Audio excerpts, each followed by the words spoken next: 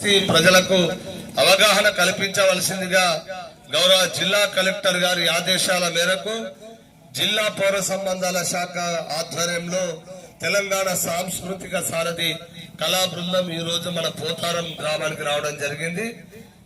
ప్రజలందరూ కూడా మీ పరిసరాలను పరిశుభ్రంగా ఉంచుకోవాలి, తడి చెత్త పొడి చెత్త వేరు చేయాలి, గ్రామ పంచాయతీ తుక్కుబండికి మాత్రమే చెత్తను ఇవ్వాలి, చెత్తను రోడ్లపైన గాని మోర్లో గాని వేయొద్దు, సలి గువ్వలు సలి కూరలు కూడా మోర్లో వేయొద్దు, మళ్ళీ ఇంటి చుట్టుపక్కల నీరు నిల్వ ఉండకుండా చూసుకోవాలి, ఎప్పటికప్పుడు శుభ్రంగా ఉంచుకోవాలి. ఈ కరోనా లాంటి మహమ్మారి మళ్ళా సింగపూర్ మరి వివిధ దేశాలలో విజృంభిస్తున్నది. మళ్ళా ఇది మన ప్రాంతానికి కూడా వచ్చింది. పక్కనున్న ఆంధ్రప్రదేశ్ లో నిన్ననే 4 కేసుల వరకు నమోదైనాయి. మన తెలంగాణ రాష్ట్రంలో కూడా ఒక కేసు నమోదైంది.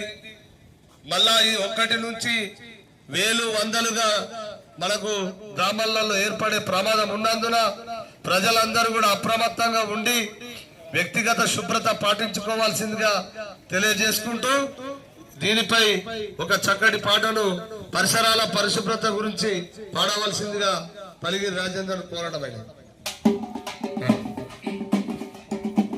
పరిసరాలను శుభ్రం చేయ ప్రతినబోనుదాము, చితికిన బతుకులో వెలుగు నింపుదాము. పరిసరాలను శుభ్రం చేయ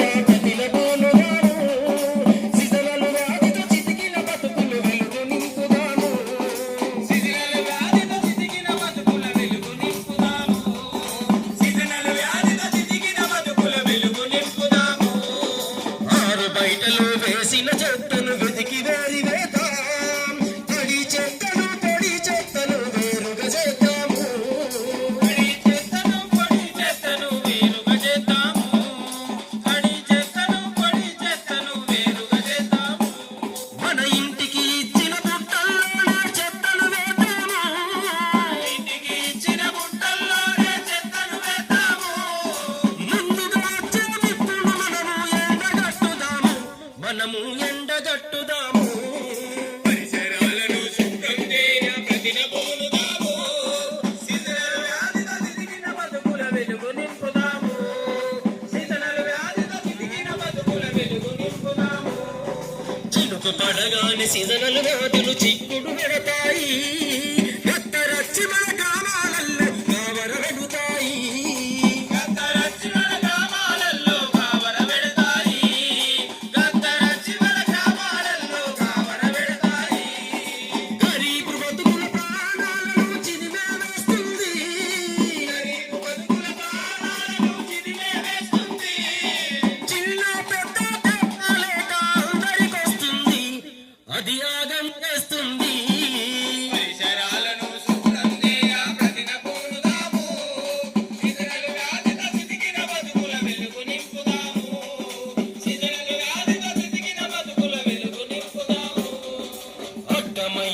రోగాలొచ్చి ఆగమాయ బతుకు ఆదరబాల చేతులు కడగక తింటే నీ ఖర్చు.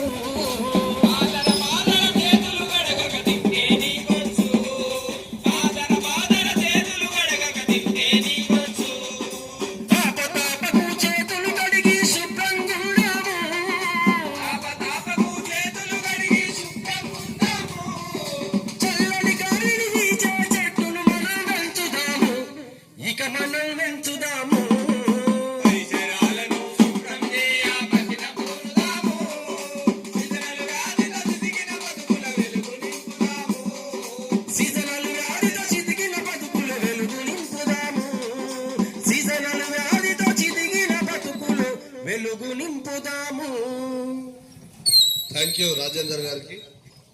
మరి గ్రామ ప్రజలందరికీ కూడా మరి ప్రభుత్వము ఎప్పటికప్పుడు ప్రజలను అప్రమత్తం చేసి ప్రజలను ఆరోగ్యంగా ఉంచాలనేదే ప్రభుత్వ ధ్యేయం కనుక జిల్లా కలెక్టర్ గారి ఆదేశాల అనుసారం రావడం జరిగింది.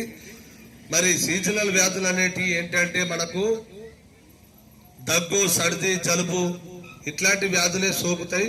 దాంతో పాటుగా డెంగ్యూ, మలేరియా లాంటి వ్యాధులు వస్తాయి.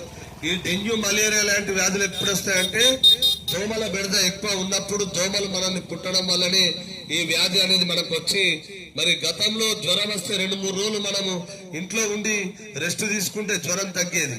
కానీ ఈ రోజులలో 2-3 రోజులు ఇంట్లో ఉన్నట్లయితే అది తీవ్రమైన జ్వరంగా పరిగణలోకి తీసుకొని మనం దవాఖానలకు పోగానే మనల్ని ఐసీయూలో పెట్టి 4 రోజులు ఉంచుకొని 40,000 బిల్లు వేసి డాక్టర్ ఇంటికి పంపిస్తున్నాడు. ప్లేట్లెట్స్ తగ్గుతున్నాయని, ప్లేట్లెట్స్ రెడ్లెట్స్ అన్నట్టు అన్ని బ్లడ్ టెస్ట్ చేసి మన దగ్గర వేలకు వేలు మరి ప్రభుత్వ ప్రైవేట్ హాస్పిటల్లో తీసుకుంటారు. కావున ప్రజలందరూ కూడా మనము ఇప్పుడు మన ప్రభుత్వం ఎన్నో దవాఖానలు బస్తీ దవాఖానలను తీసుకురావడం జరిగింది.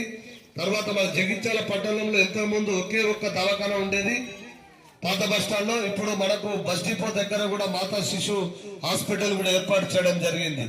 ప్రభుత్వ దవాఖానలో కూడా చక్కటి మందులు ఇస్తున్నారు.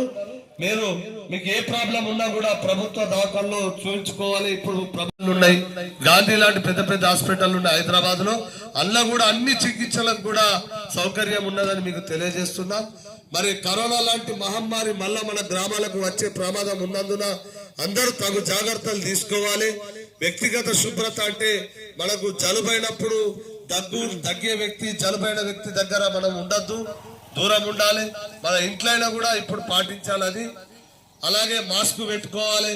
బయటికి వెళ్ళి వచ్చిన తర్వాత కాళ్ళు చేతులు శుభ్రంగా కడుక్కొని మనము ఆహారం తినాలి. బయట ఏదైనా వస్తువులు ముట్టినప్పుడు మన ముక్కు గాని నోరును కూడా తాకవద్దు.